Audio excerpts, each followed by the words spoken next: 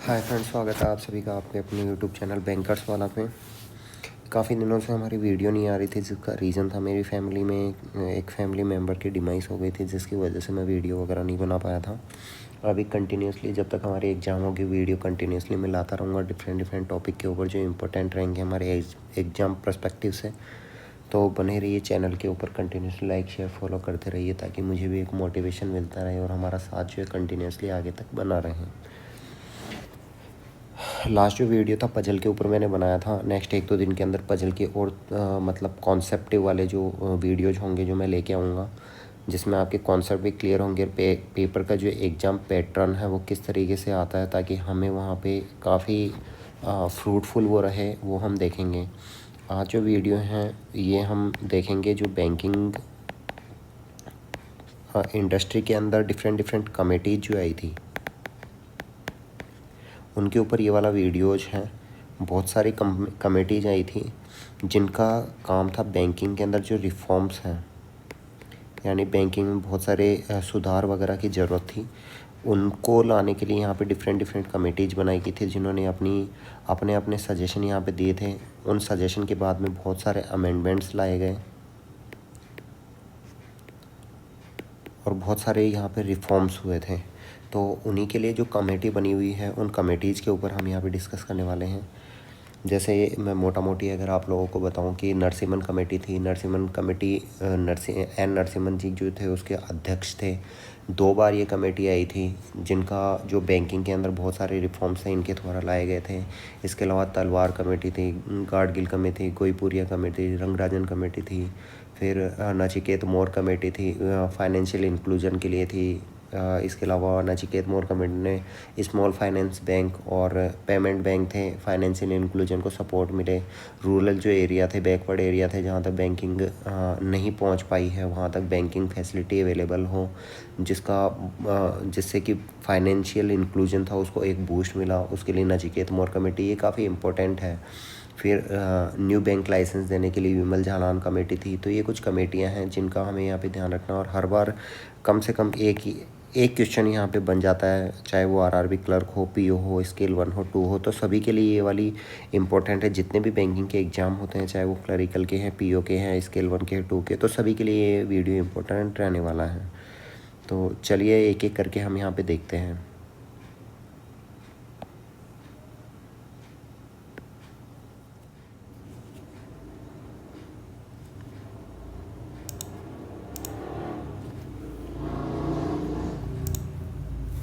चलिए एक एक करके हम यहाँ पे जितनी भी हमारी कमेटी है उनके बारे में हम देखते हैं। जो सबसे पहले हम यहाँ पे डिस्कस करते हैं वो यहाँ पे है नरसिम्हन कमेटी।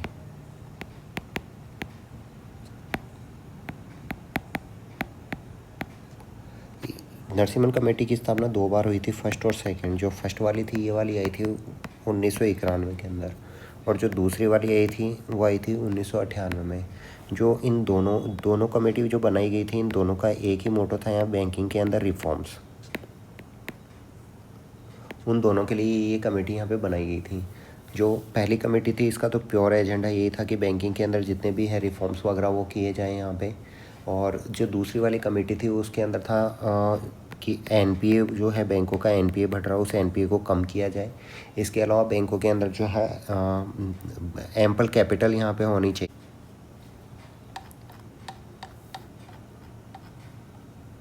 सिमन कमेटी कब आई थी? 2 बार नरसिम्हन कमेटी की गठन किया गया था, 1991 और 1998। जो 1991 हुए थे बैंकिंग रिफॉर्म्स के लिए बनाई गई थी। बैंकिंग में बहुत सारे सुधारों की ज़रूरत है, उसके लिए कमेटी बनाई गई, नाम दिया गया नरसिम्हन कमेटी। फटाफट यहाँ पे हम देखेंगे तो 12-15 जो भी हमारी यहाँ पे कमेटी थी एक ही वीडियो के अंदर यहाँ पे कंप्लीट हो जाएगी। दूसरा इसके अंदर जो था 1991 में जो बनाई गई थी उसके अंदर यहाँ पे था कि एसएलआर और सीआरआर में कमी की जानी चाहिए। जो पैसा एक तरीके से मार्केट में यूटिलाइज नहीं होता, आरबीआई का मैंडेट है कि इतना पैसा आप लोगों को यहाँ पे अपने पास में रखना चाहिए। उसके अंदर यहाँ पे कमी की गई थी ताकि वो पैसा पब्लिक के अंदर यूज में लिया जा सके, लोन्स वगैरह के अंदर दिया जा सके, ताकि रेट ऑफ इंटरेस्ट वगैरह कम हो, मनी की सप्लाई पूरी हो। वो रिफॉर्म्स देने के लिए यहाँ पे नरसिम्हन कमेटी ने अपने सुझाव दिए थे। एक तो बैंकिंग रिफॉर्म्स के लिए, दूसरा एसएलआर सीआरआर को कम किया जाए। ये पहली जो कमेटी थी 1991 में गठित, तो उसने यहाँ पे ये 2 दिए थे। उसके बाद में 1998 के अंदर जो दूसरी बार में नरसिम्हन कमेटी का गठन किया गया था। इसके अंदर पहला तो जो फोकस एरिया था कि एनपीओ को कम किया जाना चाहिए। इसके अलावा पीएसबी के उस टाइम पे था कि पीएसबी को मर्ज किया जाएगा, उस मर्जर को रोका जाए, टाला जाए कि अभी यहाँ पे गवर्नमेंट बैंक्स वगैरह की नीड है, अभी इसकी ज़रूरत नहीं है। वो भी यहाँ पे सुझाव किसने दिया था? नरसिम्हन कमेटी ने दिया था। इसके अलावा CAR मेंटेन करना पड़ता है, कैपिटल एडिक्वेसी रेशो। ज़रूरत के टाइम पे यही पैसा होता है जो हमारा रिस्क है उसको कवर करता है। पैसा की पर्याप्तता बैंकों के पास में रहती है, इतना रिज़र्व बैंकों को अपने पास में रखना पड़ता है, इतना मानना पड़ता है कि अगर किसी भी कंडीशन के अंदर हमें रिस्क अगर होता है तो इतना पैसा है जो मतलब रिस्क वेटेज के रूप में हम अपने पास में रखते हैं ताकि ज़रूरत के टाइम पे ये काम में आ सके। वो कितना रहना चाहिए? 9 से 10% के आसपास, ऐसा इन्होंने नरसिम्हन कमेटी ने अपना सुझाव दिया था। तो पहला यहाँ पे हम देख लेते हैं, नरसिम्हन कमेटी 2 बार इसकी स्थापना हुई थी, 1991 और 1998 के अंदर। 1991 में हुए थे, उसके अंदर बैंकिंग में बहुत सारे सुधारों की ज़रूरत थी, वो रिफॉर्म्स देने के उद्देश्य से यहाँ पे इन्हें अपने पॉइंट्स थे वो बताए थे। दूसरा इन्होंने कहा था कि बैंकों के अंदर जो SLR और CRR रेशो रहता है, परसेंटेज वाइज ये मेंटेन करना पड़ता है, वो यहाँ पे क्या किया जाना चाहिए? कम किया जाना चाहिए, ताकि बैंकों के पास में और ज़्यादा फंड यहाँ पे अवेलेबल हो सकें। दूसरी बार में नरसिम्हन कमेटी का गठन किया गया था। इसके जो अध्यक्ष थे, इसके अध्यक्ष कौन थे? M नरसिम्हन। देखो, जितनी भी कमेटी बनाई गई, जो भी इसका अध्यक्ष होगा, जो भी उसका हेड होगा, उसी के नाम पे ये कमेटियों का गठन किया गया है, ठीक है। दूसरी बनाई गई थी 1998 में, जिसके अंदर क्या था? बैंकों के अंदर जो NPA बढ़ रहा है उसको कम किया जाए, PSB का जो मर्जर है अभी उस मर्जर को टाला जाए, उसकी ज़रूरत नहीं है। उसके अलावा कैपिटल एडिक्वेसी जो रेशो है हमें 9 से 10% के बीच में यहाँ पे बैंकों के पास मेंटेन रहना चाहिए। तो ये नरसिम्हन कमेटी। चलिए दूसरी हम देखते हैं।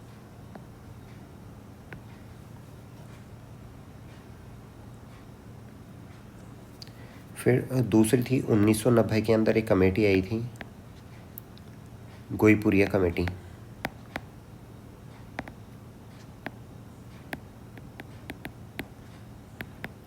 इसका था कस्टमर सर्विस।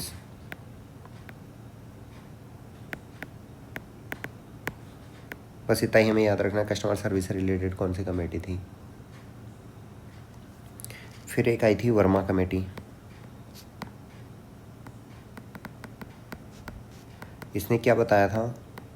NPA से संबंधित रिफॉर्म्स इन्होंने दिए थे, किस तरीके से NPA वगैरह को क्या है कम किया जा सके। 1996 के अंदर ये आई थी।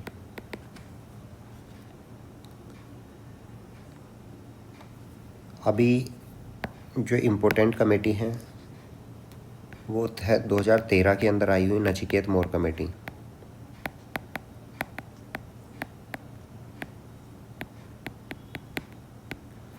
नाम याद रखना, मोस्ट इंपॉर्टेंट है, नचिकेत मोर कमेटी। 2013 के अंदर इसका गठन किया गया था। फाइनेंशियल इंक्लूजन करके आप वो लोगों ने वर्ड सुना होगा।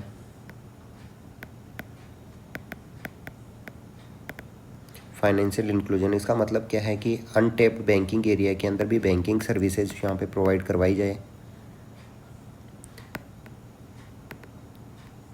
वो फाइनेंशियल इंक्लूजन है जिसमें जीरो बैलेंस अकाउंट्स वगैरह ओपन किए जाते हैं, और जो मिनिमम सर्विसेज है बैंकिंग की, जैसे ATM, चेकबुक वगैरह, ये सब उन लोगों को प्रोवाइड किया जाए। किसी तरह कोई चार्जेज उनसे नहीं लिया जाए। छोटे अकाउंट किसी पास में KYC पार्ट नहीं है तो उसको भी बैंकिंग सर्विसेज यहाँ पे मिले।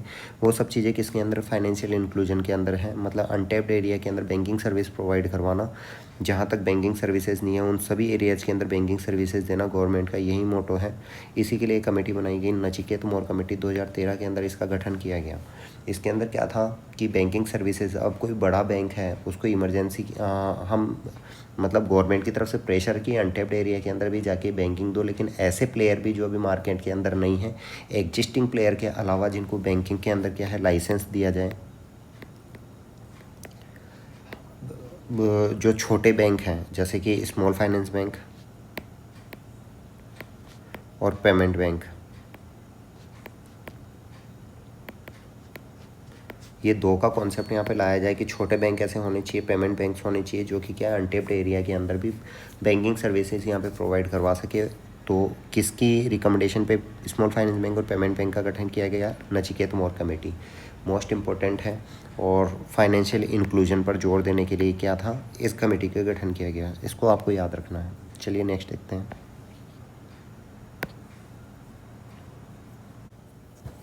देखो इसके बाद में नई हम देखते हैं जिसके अंदर बैंकों के अंदर न्यू बैंकिंग लाइसेंस किस तरीके से क्या दिए जाएँ, उसके लिए कमेटी बनाई गई थी 2013 के अंदर। नाम था डॉक्टर विमल झालान। ये आरबीआई के गवर्नर भी रह चुके हैं। तो विमल झालान कमेटी, जिनकी रिकमेंडेशन पे क्या है, न्यू बैंकिंग लाइसेंस वगैरह दिए जाते हैं। 2013 के अंदर नए बैंकों को नए लाइसेंस देने के लिए जो कमेटी बनाई गई थी, विमल झालान कमेटी। इसके अलावा 2018 में वापस से इसका गठन किया गया, जिसने 2019 में अपनी बहुत सारी रिकमेंडेशन दी थी, जिसमें इकोनॉमी के लिए जो कैपिटल फ्रेमवर्क है,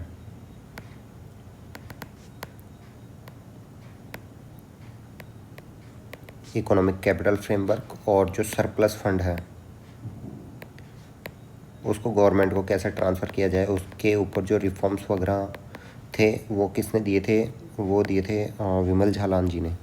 दो चीज़, इकोनॉमिक कैपिटल फ्रेमवर्क और सरप्लस फंड को कैसे गवर्नमेंट को ट्रांसफ़र किया जाए उसके ऊपर। इसके बाद है रंगराजन कमेटी।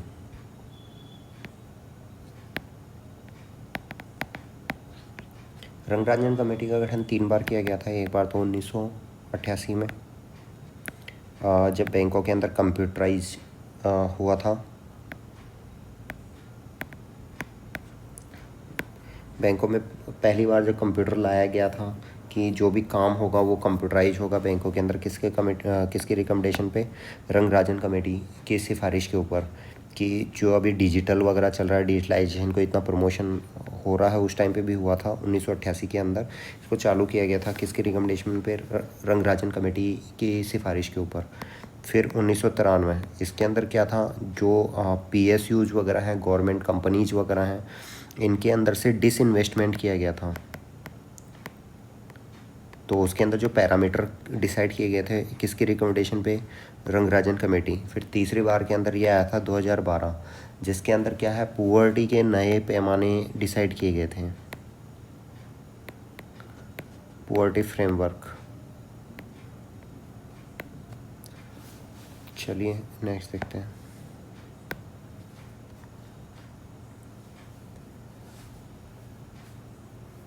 देखो एक कमेटी थी दीपक मोहंती।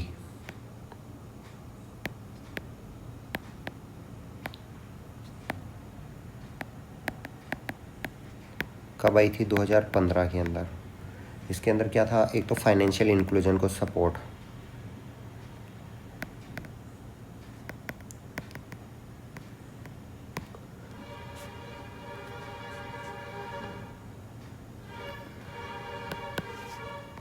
दूसरा इसके अंदर था सबके लिए क्या था कि बेसिक जो बैंकिंग फैसिलिटी थी, ये इसी का पार्ट था बैंकिंग फाइनेंशियल इंक्लूजन का। सभी को क्या था, बेसिक बैंकिंग फैसिलिटी प्रोवाइड करवाना। इसके अंदर बहुत सारे जनधन अकाउंट ओपन किए गए, साथ ही यहाँ पे जो मोबाइल बैंकिंग थी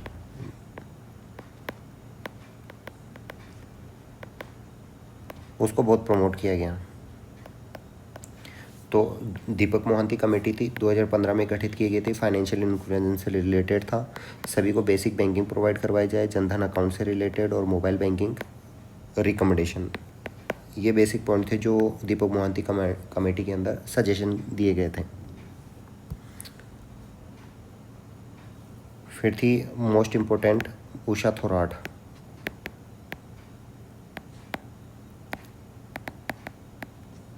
कब आई थी, 2020 के अंदर।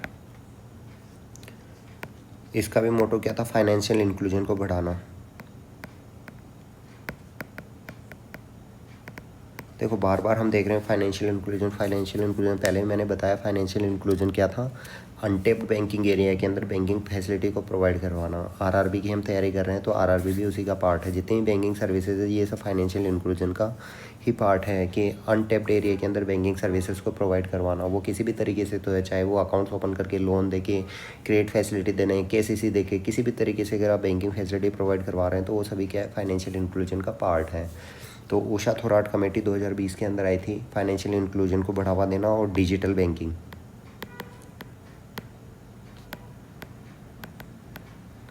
मॉडल, जैसे क्या हो बैंकिंग बैंकिंग को और ज़्यादा बूस्ट मिल सके। जैसे क्या है, हर आदमी बैंक के अंदर जाके अपना स्टेटमेंट नहीं ले सकता, बैलेंस इंक्वायरी नहीं कर सकता, तो ऐसी कुछ चीज़ें प्रोवाइड करवाई जा सके डिजिटली, जैसे मोबाइल बैंकिंग हो गई, एसएमएस सर्विस हो गई। ये सभी क्या है, डिजिटल बैंकिंग का पार्ट है। वो सब किसने रिकमेंड किया था, उषा थोराट कमेटी ने। चलिए नेक्स्ट देखते हैं।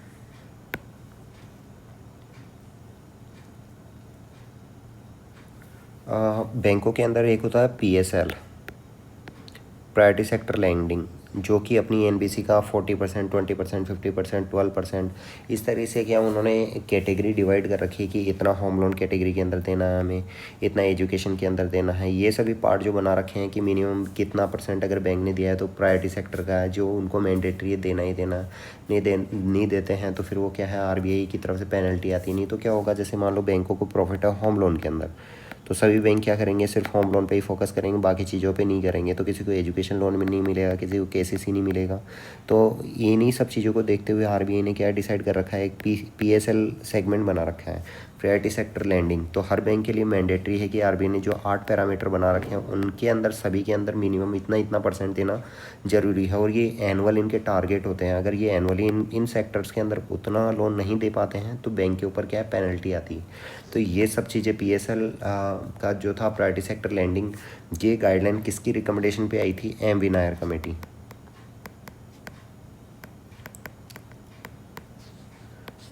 इसने क्या है, एक तो पीएसएल का दिया था, तो पीएसएल के अंदर दूसरी एक चीज़, ये तो 8 पॉइंट उन्होंने दिया था। इसके अलावा माइक्रो फाइनेंसिंग, माइक्रो फाइनेंसिंग से संबंधित रिकमेंडेशन भी किसने दिए थे, एम वी नायर कमेटी। और कब आई थी, 2011। चलिए नेक्स्ट देखते हैं। अब बैंक के जो आरबीआई है अपने, इसके ऊपर एक कंप्लीट वीडियो मैंने डाल रखा है, अगर किसी ने नहीं देख रखा तो फुल जितनी भी आरबीआई से रिलेटेड डिटेल्स हैं वो पूरा का पूरा मैंने उसके अंदर बताया है, पिछले वीडियो के अंदर जाके आप देख लेना। तो आरबीआई के कुछ गवर्नर भी हैं जो अपने टेन्योर के अंदर रहते हुए भी क्या है, इसमें बनाए गए हैं। जैसे विमल जालान जी का मैंने आपको बताया, वो आरबीआई के गवर्नर भी रह चुके हैं। तो वो सब चीज़ें भी आपको ध्यान में रखनी है। अपने एक थे उर्जित पटेल जी, तो उर्जित पटेल कमेटी थे, उन्होंने भी उर्जित पटेल कमेटी बनाई गई 2013 के अंदर। इन्होंने क्या था, इन्फ्लेशन से रिलेटेड एक तो एमपीसी टारगेट,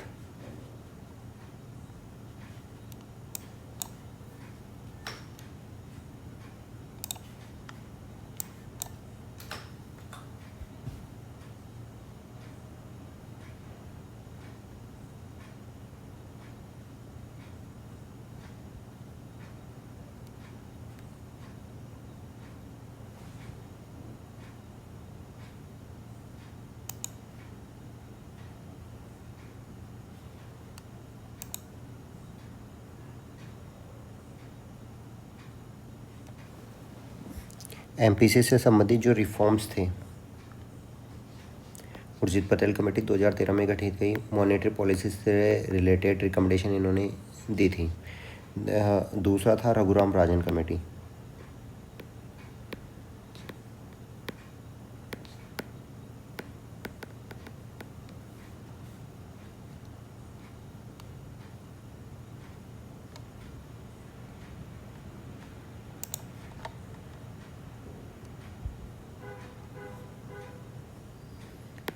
दो 2008 के अंदर आई थी, क्या था, फाइनेंशियल इंक्लूजन।